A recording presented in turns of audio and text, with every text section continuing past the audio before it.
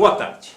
O primeiro escalão recebe nesta terça-feira, dia 5, o professor Ben Schmidt, médico, patologista, neurologista, que vai falar sobre vários aspectos da medicina de uma maneira geral.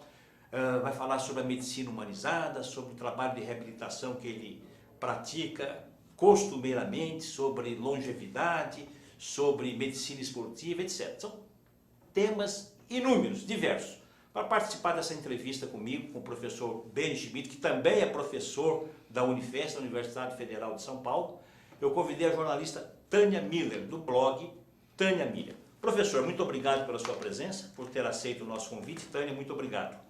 Professor, eu gostaria de começar o nosso programa falando sobre o atual estágio da saúde pública no Brasil, do acesso que a população tem à saúde, porque vivemos um momento difícil de crise econômica, de desemprego, e o senhor defende e pratica uma medicina que o senhor chama de humanística, humanizada. Como é que o senhor consegue exercer essa medicina humanizada num cenário tão difícil, tão dificultoso como esse, em que a maior parte dos cidadãos brasileiros, na sua maior parte, 75% não tem acesso à saúde, só 25% tem acesso através dos planos de saúde. Como é que o senhor analisa esse momento que a gente está vivendo? Muito obrigado. Caetano, em primeiro lugar, eu agradeço essa oportunidade aqui em nome da Neuromuscular, da Escola Paulista de Medicina, viu? E prazer estar aqui com a Tânia. Né? O privilégio é nosso, professor. E veja bem, a saúde pública do nosso país, ela espelha a maior parte de todos os países do planeta. Né? Então, a saúde pública hoje é um problema mundial, porque, na opinião pessoal, eu acho que o foco está um pouco desviado do caminho que deveria ter. Né? Então, a gente, no mundo inteiro, a gente está preconizando uma medicina curativa, medicamentosa, terapêutica, e a patologia, as pessoas doentes, tem um número enormemente que tende a crescer. Sim. E a conta não vai fechar nunca, né, Caetano? Nunca. Não vai fechar, não fecha, e tende a piorar, porque hoje a população mundial gira, ao meu conhecimento, em 7 bilhões e meio de pessoas, logo mais seremos 8 bilhões de pessoas. Hoje temos no Brasil um pouco mais de 200 milhões de habitantes, 220 milhões aproximadamente, um pouco mais, um pouco menos. E os homens, as pessoas tendem hoje a atingir tranquilamente 60 anos de idade. Né? Graças à medicina, que evoluiu, nós vamos falar sobre esse tema também daqui a pouquinho. E então, com toda a morbidade, com toda a patologia que essas pessoas vão acabar sendo acometidas, a conta não vai fechar, né, Caetano? O senhor é um humanista no processo do exercício. O senhor exerce o sacerdócio da medicina com muita dignidade, muita magnitude. Não é difícil exercer essa medicina humanizada no Brasil, um país que tem esses problemas de ordem de saúde, de uma maneira geral, o acesso é muito pequeno, de quem precisa se tratar, se curar, ter acesso aos remédios, enfim. Veja bem, quando a gente ama o que faz, nada é difícil. Né? Então eu tenho um profundo amor pela minha profissão. Né? E só para finalizar aquilo que a gente vinha conversando, né? Que seria muito melhor se a gente promovesse saúde em vez de tratar o doente. Então, promoção de saúde, eu acredito piamente nisso, que no futuro vai ser a solução desse problema de saúde pública. Né? Agora, a medicina humanizada é a única maneira como eu enxergo a medicina. A medicina que não for humanística, que não for voltada para o ser humano, ela deixa a razão de existir. Né? Perfeito.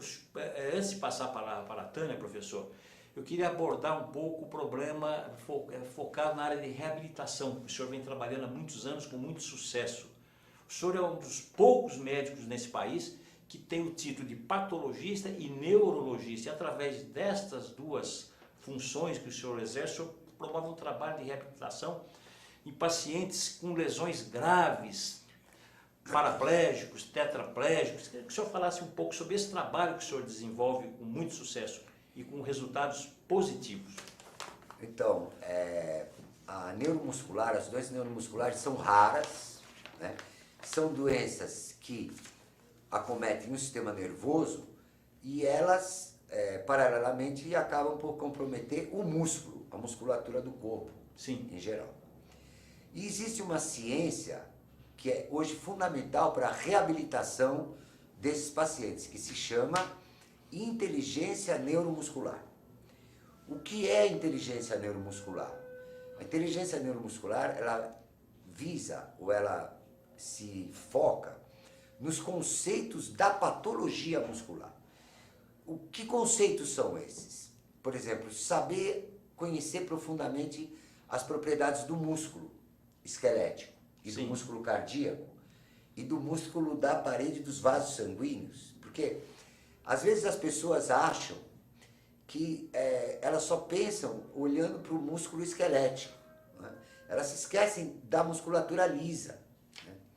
Por exemplo, um exemplo de musculatura lisa muito interessante Sim. é o útero materno, né? Se não fosse, né, Tânia, o útero materno, nós não estaríamos aqui hoje, não é verdade? E que é um músculo. E que é um músculo, né? O princípio da vida está muito ligado ao movimento muscular, né? Sim. Então, a gente conhecer quando o músculo se hipertrofia, quando o músculo se atrofia, quando o músculo é capaz de dividir suas células, quando isso não é possível, o que é uma lesão muscular.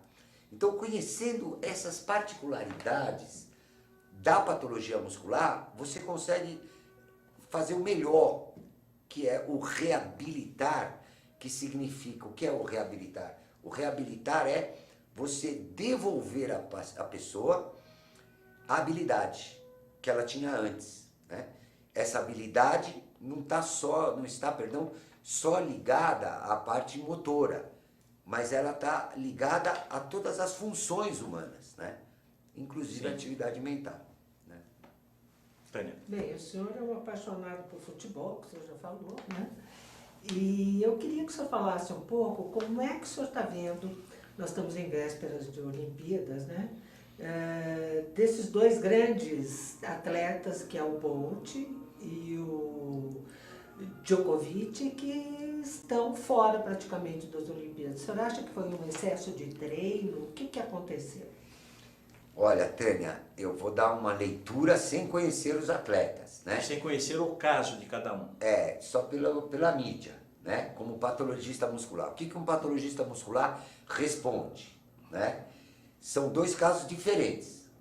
Um é um atleta, faz o atletismo, e o outro é um tenista. Isso. O Usain Bolt, que é que faz a corrida de 100 metros, lesou o músculo posterior da coxa, que é o bíceps femoral, né? Então, o bíceps femoral, quero crer como patologista, que ele está mais fraco que o quadríceps. Então, com todo respeito, o primeiro suspeito é o preparador físico dele, né? Sim, houve uma exigência maior do que ele poderia suportar. Não é bem assim, Tânia. É o seguinte, o músculo anterior da coxa tem que estar sempre nivelado com o músculo posterior da coxa. Então, eu vou aproveitar a oportunidade para dar um conselho a todos os fisioterapeutas e preparadores físicos do nosso país no futebol. Se vocês pensarem onde que ocorre as principais lesões musculares no futebol, vocês vão ver que é justamente no músculo do Usain Bolt. Por quê? Porque os preparadores físicos do nosso país, em muitos lugares do mundo, ainda não entenderam que a força muscular, a parte anterior da coxa, tem que ser igual à da parte posterior da coxa. Igual. Por quê? Porque se houver um desequilíbrio do agonista com o antagonista, quem vai sofrer é o músculo mais fraco. Então, vocês podem reparar, o telespectador, por exemplo, nas academias de ginástica, né, Tânia, que todo mundo faz aquele exercício com a perna de frente. Mas pouca gente deita de costas para fazer de costas, né? Geralmente as inclusive meninas, mais difícil, mais dificultoso. Mais dificultoso. Os homens não costumam, mas as meninas por causa do bumbum, né? Para ficar mais bonitinho. Mas aí não é uma questão de beleza, né? Então o Usain Bolt teve uma lesão muscular. O que é lesão? Lesão, existe uma palavra grega, perdão, que se chama esquisson, que é rasgado. Lesão é um rasgado na carne, um rasgado muscular, né? Então ele teve uma rasgadinha muscular, que para se recuperar, se não forem feitas medidas diferentes, como injeções de corticoides, né? Ela tem que esperar pela recuperação, a reabilitação e o repouso natural. O músculo esquelético ele se regenera toda semana, inteirinho do corpo. Mas ele se regenera sem, sem medicamento? Existe essa possibilidade? Sem medicamento, e até muito bom não dar medicamento, como por exemplo anti-inflamatório, viu, Caetano? Por quê? Porque, por constituição, o músculo, por exemplo, ele se regenera mais rápido, por exemplo, que as células do sangue, mais rápido que as células da pele. Mas é necessário que ele pratique novamente exercício para se reabilitar ou não? Não, veja bem, depois de uma lesão muscular, dependendo do grau, se ela for leve, moderada ou grave, você pode optar, né? Se você é um corredor, se der para andar, você pode andar um tanto, né? O melhor preparador físico, Tânia, do mundo, não é um preparador físico que estudou tudo sobre fisiologia do exercício, por exemplo, ou que sabe a patologia muscular. O melhor preparador físico de um atleta é aquele que vive com o seu atleta, dia a dia, que conhece os limites do seu atleta, né? Então esse é o melhor preparador físico. Então aqui, com todo respeito, não sei, ele pode até ser inocente, né? Mas o Usain Bolt, suspeito, preparador físico, né? Porque mostra um desequilíbrio no agonista e antagonista. Agora, o tenista podem ser mais, tem mais de uma causa, assim, examinando de fora, né? Não conhecendo. Ou ele pode estar jogando muito, em excesso, né? Hoje a mídia... acaba adquirindo uma fadiga muscular. O dinheiro e a fama, né? Porque um atleta, Caetano, ele não consegue passar a vida esportiva dele sempre no auge. Na plenitude.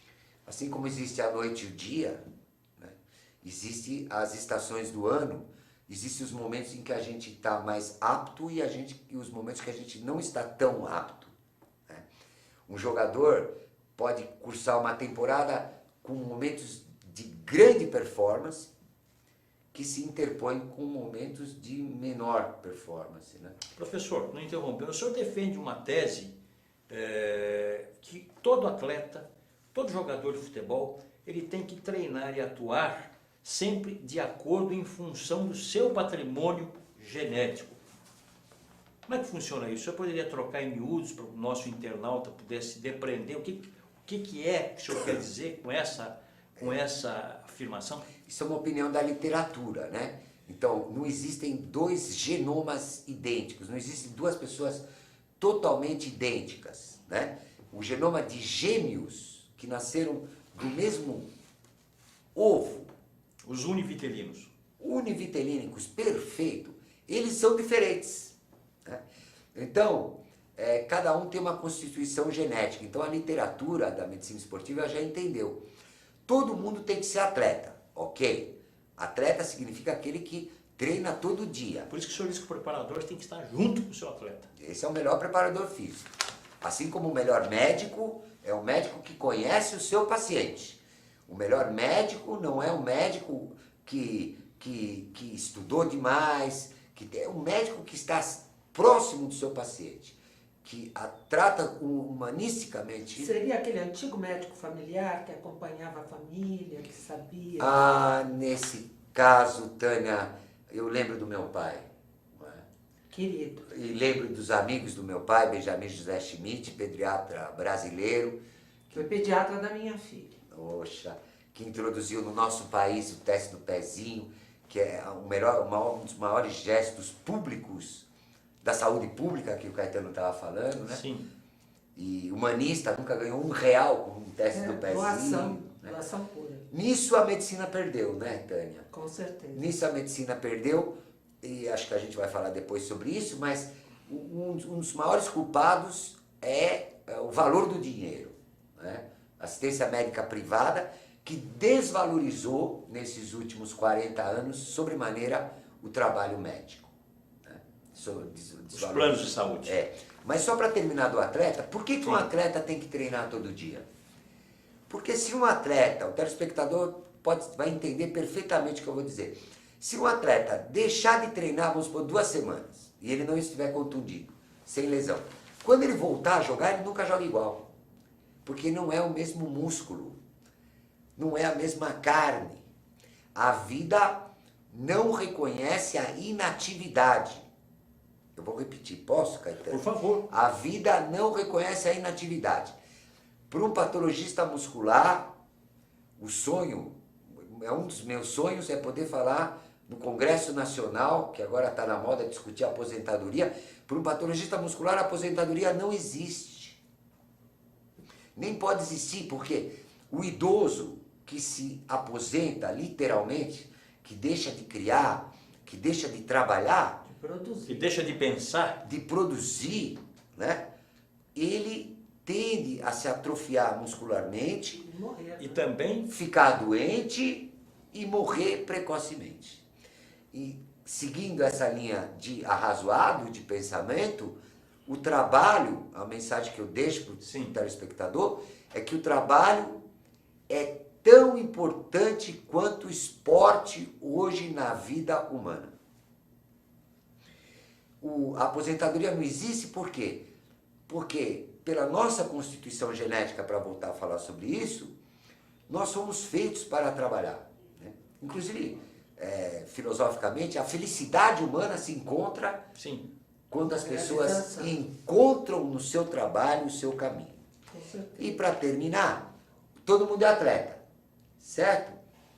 Agora, depois de ser atleta, você vai aprimorar a sua aptidão como atleta dependendo do esporte que você pratica. Por exemplo, no futebol, um lateral direito tem que saber cruzar, um centroavante tem que saber cabecear, né? O goleiro tem que saber agarrar uma bola. Então aí você faz o treinamento específico. E também o condicionamento genético, por exemplo, o Alexandre Pato fez o teste genético com o médico Joaquim Grava, na época quando ele foi liberado para jogar aqui no Brasil, e ele usou a genética para se recuperar. Então é muito importante a gente conhecer o nosso limite, né? O limite do nosso corpo. Eu queria que o senhor falasse um pouco sobre o Refis. O senhor trabalhou para o São Paulo Futebol Clube, o senhor foi médico de São Paulo. Eu trabalhei, eu fui um dos fundadores, eu fui convidado na época pelo Dr. Miguel Aidar, né? Que na época me chamou, eu era jovem, né? E ele me chamou para fazer uma revolução no futebol brasileiro que acabou criando uma nova profissão no futebol no mundo inteiro. Que, baseado nisso que a gente estava conversando, que cada jogador treinasse segundo as suas características físicas, sua constituição genética. E começou como centro de treinamento do São Paulo Futebol Clube. Sim. Isso gerou para o São Paulo Futebol Clube, apesar de eu não ser São Paulino, né? Mas gerou para o São Paulo todos os títulos da década de 90. O São Paulo era praticamente... 80 ou 90? 90. Para o São Paulo, a fundação do centro de treinamento foi em 96. 96. E o senhor também fez um trabalho para o Clube Atlético Paulistano. Desculpa, perdão, eu errei. A fundação foi em 86. 86, perdão. E na década de 90 o São Paulo deitou e rolou. Foi bicampeão. Colheu os resultados desse trabalho. Colheu os resultados desse trabalho. E que criou a figura do fisiologista do exercício. Quanto eu treino, como eu treino, como eu sei que eu estou treinando demais, o que eu posso, o que eu não posso, né? O que eu vou comer, o que eu não vou comer, de acordo com cada um. Né? E no Clube Atlético Paulistano? No Clube Atlético Paulistano foi uma oportunidade que eu tive, que eu fui muito feliz, e eu gosto de fazer coisas diferentes na vida, né? E eu fui me meter no basquetebol. E o Paulistano não era campeão de basquete há muitos anos. E a gente montou um centro de treinamento inteligente no Clube Atlético Paulistano, e o Paulistano foi campeão de basquete, acho que junto com o Sport TV, uma TV esportiva, né? O campeonato do Sport TV de basquete. E eu fiquei muito feliz, porque Eu nem sei jogar Professor, basquete. voltando ao trabalho de reabilitação, como é que é feito esse processo de recuperação de um atleta ou de um indivíduo, de um paciente com lesão grave, que perde a capacidade de se mover, de se movimentar, de andar por conta de uma fratura numa vértebra? Como é que se dá esse processo? Esse paciente, como é que ele consegue voltar a caminhar, a andar? Olha, depende da etiologia. É possível? É possível, lógico. É possível em muitas circunstâncias. E, às vezes, não é possível. Né? Mas, uma mensagem para o telespectador. O que não pode é não fazer nada. Porque a vida não reconhece a inatividade. Né? Então, não fazer nada nunca é bom. Mesmo que não é possível você resgatar uma marcha, mesmo que não seja possível você recuperar todas as suas funções motoras, a gente tem que brigar pela condição de vida e pela felicidade. A felicidade Tem que ir à luta. tem que ir à luta. A vida... E o querer, né? Que o senhor sempre fez, o querer, a vontade. Puxa, Caetano, isso agora é uma mensagem para os nossos atletas olímpicos, não só do futebol, mas todos os nossos brasileiros. O que mais desagradou, eu amo futebol, Tânia. O que mais desagradou aos brasileiros que amam futebol, da gente perder de 7-1 contra a Alemanha, não foi somente o placar. Foi a apatia. Foi a apatia, a maneira como nós perdemos. Como A foi gente- entregue o jogo. E nós não demos carrinho, nós não mordemos a camisa, nós não batemos, nós não xingamos. Então, por favor, vocês jogadores do Brasil, vamos jogar com vontade, com raça, porque a vontade é a melhor maneira de se chegar onde vocês querem. Porque o músculo esquelético é voluntário. A Islândia chegou até onde chegou porque um time, às vezes, menos qualificado tecnicamente, ele pode superar um melhor. E pela vontade fez os 2 gols na França. E ainda fez 2 gols da França. Pela Jogaram vontade. com vontade. Se o Brasil tivesse jogado como a Islândia jogou, talvez o brasileiro não estivesse tão triste com a nossa seleção. Então esse é o momento de resgatar. Vamos ser campeão olímpico. Vamos jogar com garra. Vamos lembrar os bons tempos do futebol brasileiro. Nós temos jogadores maravilhosos e que o técnico Tite entenda que futebol e que todos os esportes começam com a vontade. Não adianta nascer campeão, Caetano e Tânia. Tem que lutar para ser campeão. Tem que vestir a Tem que ter camisa. vontade, porque o músculo depende da Essa vontade. técnica que o senhor usa para reabilitação, em que sentido ela pode ajudar a mulher no trabalho pós-parto, a recuperação de sequelas e a retomada da libido? Olha, vamos falar por partes assim, Caetano. Então a reabilitação é o resgate de uma função motora. Sim. Nos paraplégicos e em doenças graves neuromusculares, né, que são doenças raras, o que é uma doença rara? Uma doença rara é uma doença que aparece em menos de 65, perdão. Uma doença rara é uma doença que aparece em menos de 65 casos por 100 mil pessoas. Todo mundo que tem uma doença que aparece em menos de 65 casos por 100 mil pessoas é uma doença rara. Sim. As doenças neuromusculares normalmente são raras. Né? As doenças graves neuromusculares, existe um segredo de começar a reabilitação na água. Porque a água não tem gravidade. Então você consegue, entendeu, Tânia? Tirar o movimento muscular na água. Se a pessoa, muitas vezes a pessoa não anda no solo, mas anda na água. Se a pessoa consegue já andar na água, você já consegue visualizar ela andando no solo. Então a água é fundamental. E hoje está acontecendo uma revolução na reabilitação. Um médico brasileiro, professor Dr. Nucélio Lemos, um brasileiro, na minha opinião, um gênio. Sim. Gênio com 5 letras maiúsculas, trouxe de Alain Possover uma técnica que chama-se neuromodulação, que consiste na colocação de eletrodos nos nervos periféricos, muito diferente do que o Nicoleles fez de colocar o eletrodo diretamente no cérebro. Sério.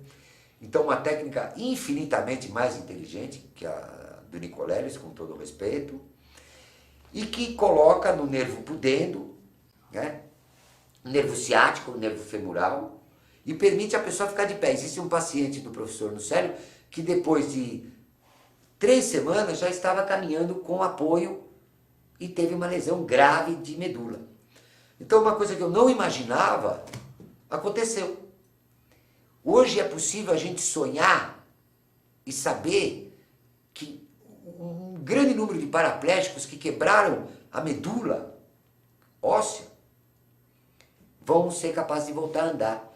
E eu me lembro o que significa não andar, porque eu tive um acidente grave na minha adolescência e fiquei 5 anos sem andar, então andar é maravilhoso, né? Voltar a andar. Gestos simples que fazem. É que quem anda... Quando você fica sem essa habilidade Com motora, certeza. aí Quem não você- anda, né, Tânia, não dá valor a andar. Por exemplo, doente neurológico grave, por exemplo. Quem não consegue fazer xixi sozinho, né? Meu Deus do céu, quando um idoso consegue fazer xixi sozinho é tão bom, né, Tânia? Tudo de bom. Né? Então, aí a reabilitação. Agora, libido. Essa técnica, eu vou pôr as palavras de Muscélio Lemos em minha boca. Essa técnica vai revolucionar a libido humana. Porque a partir do momento que ele coloca o neuromodulador no nervo pudendo, você pode pensar que você vai simplesmente acabar com a impotência sexual e com a libido, né? Porque o nervo pudente é o responsável, um dos principais, pela ereção. Né? A ereção não é um fenômeno muscular, né? A ereção é um fenômeno vascular e cortical. Sistema límbico e sistema vascular, né? E o neuromodulador, ele pode terminar, por exemplo, a gente pode pensar que nós vamos matar a indústria farmacêutica de Viagra, Cialis, né, no futuro. Inclusive, eu ia entrar nesse assunto com o senhor. Porque é muito mais fisiológico, né? Agora, eu fico imaginando que as mulheres, às vezes, isso pode ser um problema para as mulheres, né? Porque você já pensou, Caetano?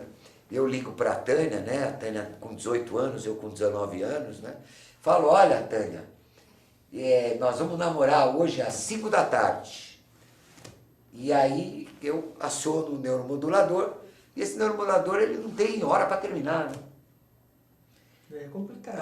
Aí vai ficar complicado. Né? Como é que o senhor vê as pessoas tomando remédios para fomentar a sua libido, principalmente homens? Olha, eu vou estender a sua pergunta para te responder o seguinte. Hoje, Faz bem para a saúde, não faz bem para a saúde? eu vou estender. É uma muleta Eu vou estender essa sua. nociva? Isso. Eu vou estender isso para te dizer o seguinte ao telespectador.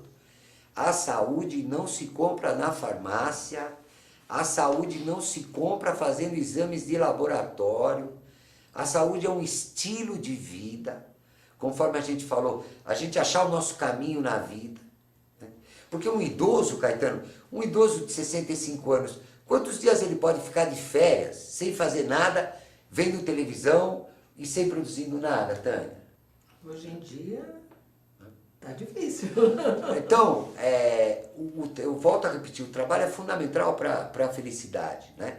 E a saúde, ela depende muito do trabalho, da satisfação pessoal, da gente estar contribuindo, né? E depende de ter uma atividade física. Hoje, com a vida tecnológica que a gente tem pessoas que sentam no carro, as telefonistas passam horas e horas sentadas. Eu quero deixar claro para o telespectador que não foi Deus que criou a cadeira, né? Quem criou a cadeira foi o homem. Tá certo que alguém pode filosoficamente dizer, mas o homem criou, o Deus criou o homem criou a cadeira, então Deus tem responsabilidade pela cadeira. Né? Tá bom, mas de qualquer É maneira... um silogismo interessante. Mas a cadeira não é, de maneira alguma, boa para a saúde. Né? A gente sabe, a patologista muscular sabe que ou você senta no chão, ou você deita no chão, ou você anda ou fica de pé, mas se está numa cadeira a longas horas, ela cursa, ela não faz bem para a saúde e é fácil todo mundo entender, todo telespectador entender. Tragam para mim, um dia, uma pessoa cinquentenária que não tenha dor muscular nas costas. Quem é que não teve uma dorzinha nas costas? Então, a dor nas costas, a lombalgia, que é uma das coisas mais comuns hoje do ser humano, ela está muito É ligada o velho reumatismo. com a cadeira, né? As pessoas sentam na cadeira para dirigir, nós estamos sentados hoje aqui na cadeira, nós temos que estar fazendo um programa de pé. Né? Mas voltando aos remédios para disfunção remédio. erótica, são nocivos? Como é que o senhor vê, como médico, como Todo veneno pode virar um remédio. Não existe na ciência, a palavra droga, ela tem que ser conceituada do jeito que ela é. O que é droga? Droga é qualquer substância que, numa determinada quantidade, é nociva à saúde humana. Isso é droga. Então, por exemplo, uma coisa que pode fazer bem, né? Por exemplo, a gente usa a enzima botulínica muitas vezes na medicina, né? Não só para estética. Não só no Botox. Com certeza. Inclusive, ela surgiu não para estética, depois que ela foi utilizada como estética. Perfeito. Não só para o Botox, perdão, ela surgiu e ela é um bom medicamento, por exemplo, para controlar a espasticidade, né? Agora, se ela for usada numa determinada quantidade, ela se torna uma droga poderosa. Sim. Né? Até nociva, né? E até nociva à saúde. Então, concluindo, Viagra é nocivo. Assim, sempre os medicamentos têm uma ação colateral que é nociva para determinadas pessoas. E a farmácia, é lógico que a farmácia ela foi um desenvolvimento humano muito importante, né? Os medicamentos antibióticos, né? Mas nós ainda, o ser humano, sabe, Caetano, o ser humano, por exemplo, eu me lembro na Columbia University, que chegou o primeiro Macintosh da Columbia University em 1988. 88 para 2016, são quantos anos? 28. Então o homem moderno, esse que está aqui agora, nós somos homens modernos. Tânia, você é uma mulher moderna, né? O homem moderno, que passa por essa fase moderna, ele tem menos de 30 anos. O homem está no início de uma nova era, né? Então eu sou otimista, filosoficamente sou uma pessoa muito otimista. Eu acho que o homem vai melhorar, vai se adaptar a todas essas descobertas, todas essas tecnologias. E eu sei que o telespectador, a gente está vivendo um mundo com muito terrorismo, aqui no Brasil com muita violência, os meninos policiais não sabem que ordem cumprir, se tem que atirar, se não tem que atirar. Falta educação para o nosso país. Principalmente educação. Né? Porque não se combate, né, Tânia, a violência com armas. Alguém deveria dizer para o ministro da Educação que tem que se combater a violência com educação. E livros. O senhor tem uma experiência internacional. O senhor viveu na França, fez mestrado na França, foi professor na França, na Universidade de Marseille, foi professor na Universidade de Columbia, nos Estados Unidos, estabelecendo um cotejo com a medicina praticada nesses países em relação à medicina praticada no Brasil. Existe uma medicina superior nesses dois países ou o Brasil não deve nada para esses países em termos da prática médica? Do ponto de vista da evolução Olha, Caetano, eu vou te surpreender. Científica da medicina. Eu vou te surpreender agora, porque eu acho que você não esperava essa resposta que eu vou te dar. Pois não. Eu agora não vou falar como um apaixonado pelo Brasil que eu sou. Vou falar como cientista. A medicina brasileira é insuperável. Insuperável. Insuperável. Nós temos excelentes cientistas. Insuperável. O médico brasileiro é o melhor do mundo. E vou explicar esse pensamento, esse arrazoado da seguinte maneira. Então, eu tenho a experiência de fui professor em Paris, em Marselha, há muitos anos. Fui professor da Columbia University, fui professor na Itália, né? E posso dizer com autoridade de ter vivido essa coisa na vida, né? O brasileiro é um médico especial, né? Porque aqui no Brasil, o Brasil é um país especial, né? O Brasil é um país ainda livre, né? Nós temos uma liberdade que eu não vi em outro país do mundo, né? E vou dar alguns exemplos para você entender essa minha resposta. Em Nova York, por exemplo. Em Nova York, o paciente, sobretudo o paciente do Serviço Público de Saúde dos Estados Unidos, ele é um número. Ele não você não chama um paciente pelo nome.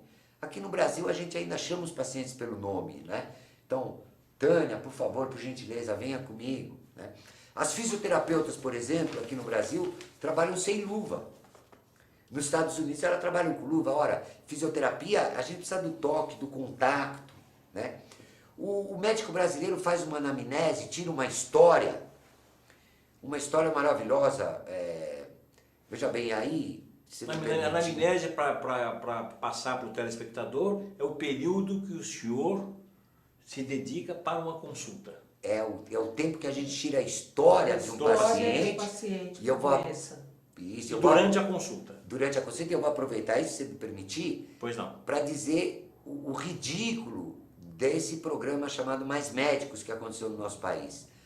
Um bom médico, como Benjamin José Schmidt, meu pai me ensinou, um bom médico, se ele tirar uma boa história, uma história bem feita, com calma, ele faz o diagnóstico em 90, 85, 90% de todas as pessoas que o procuram, né? Agora, como Com é que... precisão. Com precisão. E o brasileiro, quando eu atendia em região remota do nosso país, né? Por exemplo, já tive clínica em São Luís do Maranhão, né? Atendi bastante ludovicenses, totalmente analfabetos, né? Eu não conseguia entender o que eles falavam, Tânia. Agora preste atenção, telespectador. Se eu que sou brasileiro, aliás, estou falando português, né? Não consigo entender o que um ludovicense, o que um cara que nasceu em São Luís do Maranhão está falando, como é que um cubano pode entender o que o paciente está falando E para não ele? só cubano, temos médicos bolivianos, peruanos, graçando por capitais desse país e hospitais brasileiros, hospitais públicos sobretudo. Então, me revoltou muito e eu não entendi até hoje como o Conselho Regional de Medicina, como o Conselho Federal de Medicina do nosso país, deixou a política interferir na saúde pública do Brasil. Eu acho um crime, vou deixar aqui ao telespectador a seguinte mensagem. Eu não vou, a gente não somos políticos, né? Eu não vou dizer se a gente paga Esse é muito. um ano eleitoral, inclusive o tema saúde protagoniza a campanha de todos os candidatos normalmente nesse período. Vamos deixar uma mensagem para eles então, que é a seguinte: eu não sei se o imposto é mais grande, se o imposto é pequeno, né? O que eu sei é o seguinte: qual é o primeiro lugar que o dinheiro dos impostos tem que ir? Saúde. Para a saúde, porque sem saúde, para que eu vou investir em educação, em Com transporte? Em segurança, Em tem segurança. que ter Eu tenho que começar tendo saúde. O dinheiro tem que ir para a saúde.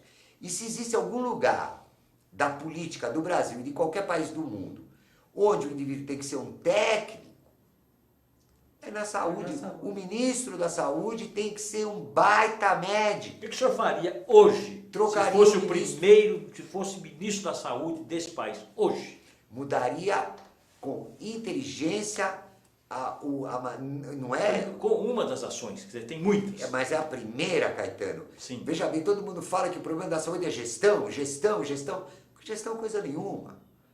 Primeiro vamos colocar um baita médico.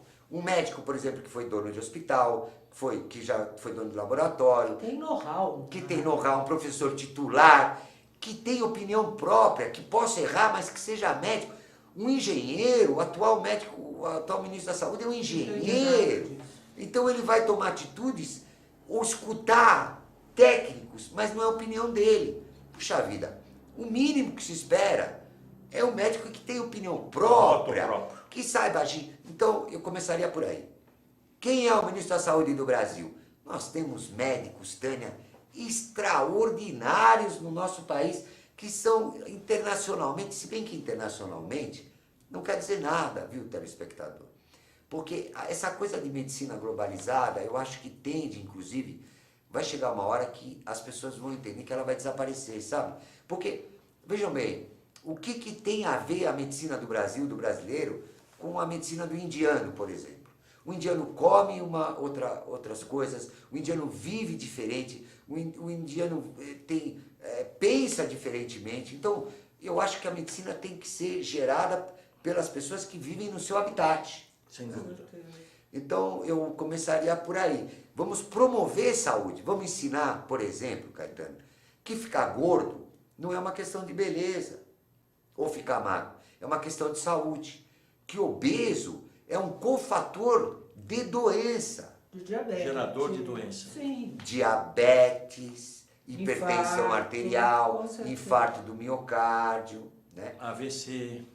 Acidente vascular isquêmico, que é muito frequente. Então vamos dar educação ao povo para valorizar a vida. A vida é Ou seja, sagrada. faltam campanhas elucidativas e preventivas. nesse Campanhas país. de promoção de saúde. Aqui no Brasil eu vejo campanha para usar preservativo, né? Que, por exemplo, do ponto de vista científico, lógico que tudo é importante, mas a AIDS é uma doença que tem um grupo de risco. Sim. 98% das pessoas que têm AIDS, elas pertencem ao grupo de risco. Né? A gente tem que pensar na saúde e na população em geral. Quer dizer, antes de eu gastar dinheiro com um nicho, eu tenho que gastar dinheiro com 200 milhões de Professor, habitantes. vamos falar de expectativa de vida. O senhor, quando se formou em medicina, há 40 anos, a expectativa de vida do brasileiro estava em torno dos 50 anos, 60 anos de idade e vem evoluindo. Hoje parece que ela está se aproximando dos 75 anos de vida. O senhor faz um trabalho profundo de pesquisa sobre longevidade. O que é esse trabalho? O senhor usa, inclusive, como referência o pinguim. Na pesquisa que eu fiz sobre as suas atividades, eu levantei esse dado. Queria que o senhor trocasse em miúdos o que significa essa pesquisa sobre longevidade e onde o senhor quer chegar com esse trabalho que o senhor vem desenvolvendo. Qual é o objetivo? Olha, Caetano, em primeiro lugar, essa coisa de você falar em público, que eu estou formado há 40 anos, me deixa triste. O senhor foi precoce, o senhor se formou com 20, quantos anos? Ah, com 22. 22 anos. Um médico precocíssimo, não sei se existe esse superlativo. Mas 40 anos assusta, né, Tânia? Olha, veja bem. Mas você está jovem, para com isso. Obrigado, Tânia. Agora, veja bem. Vou falar algumas coisas. Longevidade e pinguim. Longevidade e pinguim, vou falar umas coisas interessantes. Longevidade, pinguim e mitocôndria. Não é verdade que o ser humano está mais longevo que antigamente. Em primeiro lugar, telespectador, isso é uma bobagem. É uma balela? Balela. E Que basta. todo momento lemos isso na imprensa de uma maneira geral. Mas a imprensa não é feita de cientistas, né? Às vezes tem filósofos que não enxergaram ainda, Sim, porque tudo depende dos olhos de quem vê, de quem vê. né? Quem julga. Né? Mas nesse caso basta ver a história do homem na civilização. Né? Por exemplo, os filósofos gregos, o Sócrates morreu com mais de 90 anos. Naquela época. Nonagenário. Existem centenas de filósofos centenários. O ser humano continua com essa longevidade mantida, porque o homem é muito recente na Terra. A gente estava falando que o homem moderno tem menos de 30 anos, Tânia. 30 anos. Meu Deus do céu, eu, Caetano, você, Tânia, nós três, se a gente pensar e olhar como a vida mudou, como nossa vida mudou. Vocês já pensaram nisso? Como nossa vida mudou? E esse trabalho, professor? Qual é o objetivo? O pinguim veio... O escopo. Olha, o desse pinguim trabalho. nasceu do amor que eu tenho pela minha mulher, pela minha esposa, Patrícia. Porque o pinguim, eu descobri, eu estava escrevendo um livro de amor, é uma ave que é um dos animais mais fiéis da natureza. E o pinguim tem algumas particularidades. O pinguim, ele é longevo, de verdade. Então o pinguim É uma ave. é uma ave, né? E o pinguim tem algumas particularidades. O pinguim, ele já estava presente na história dos seres vivos antes da época dos dinossauros. Sim. E depois ele continuou vivo depois da época dos dinossauros. O pinguim aguenta variações de temperaturas incríveis. Às vezes aparece pinguim em Copacabana. E o pinguim, ele tem essa característica que ele voa praticamente, literalmente, debaixo d'água. E a gente acredita, eu estou fazendo esse trabalho em parceria com a Marinha do Brasil e pela Laboratório de Patologia Neuromuscular da Há Escola. quanto tempo o senhor está fazendo esse trabalho? Olha, já tem uns 4 anos, né? É difícil chegar até a pinguineira. Com O certeza. senhor já foi à Antártica? Fui 2 vezes à Antártica, agora vou ir nessa terceira, espero terminar o trabalho agora. E a gente acredita que o segredo do pinguim está nas mitocôndrias, que são os pulmões das células, né? E é no DNA mitocondrial. Então, o objetivo do trabalho é sequenciar o DNA mitocondrial dessas aves, comparar com o de outras aves evolutivamente, como o pato, o gavião, por exemplo, e tentar achar quais as proteínas que ele produz. No sonho, o sonho humano é sempre que a gente viva mais. O senhor vai né? transferir essa informação, esse conhecimento para Para a literatura, né? humana. Para a literatura humana, então a gente vai ver que enzimas que são similares às que as nossas mitocôndrias fabricam, né? E eventualmente isso pode ajudar as causas de morte do ser humano por hipertermia, que é a maior causa de morte nos esportes, não é um infarto, é a hipertermia. O que é a hipertermia? Hipertermia é quando a gente aumenta a temperatura do corpo acima de uma temperatura na qual que o corpo humano Pelo entra esforço em do atleta. colapso. A gente tem um colapso das vísceras e dos órgãos. E então essa é o objetivo principal dessa pesquisa com pigaceres antárticos, que é um tipo do pinguim antártico. O senhor pretende publicar quando esse trabalho? Eu espero primeiro terminá-lo, né? O Roberto Araújo, que é o geneticista que me acompanha, eu espero terminá-lo agora no fim do ano, 2016. 2016. O senhor estava falando do livro da sua esposa, mas eu sei que o senhor tem outros livros e vai lançar agora em novembro outro. Eu queria que o senhor pincelasse um pouco essa sua paixão pela literatura, principalmente pelos animais, que eu sei que um deles é feito exclusivamente para um cachorro. A trilogia do amor tem o Patrícia Cartas e Versos para a Mulher Amada. Primeiro livro. Primeiro livro. O segundo livro é Vida em Fúria, que é um retrato do amor pela vida. E o terceiro livro é o Toast, Retrato do Amor pelo um Cão, que forma a trilogia do amor. E a gente tem que fazer a apologia do amor, porque o amor é a máxima expressão humana, né? Nós todos, a reprodução sexuada talvez tenha se originado, né? Todo cientista se aproxima de Deus, é uma questão Sim. Muito simples, e talvez a razão da reprodução sexuada foi ela de embelezar, né, a vida, justamente para que o ser humano se expressasse com o máximo amor possível, né? E agora vai sair o médico, né, Tânia? O médico são os 12 casos mais extraordinários que eu tive oportunidade de aprender com meus pacientes e que vai ser uma apologia à medicina humanística.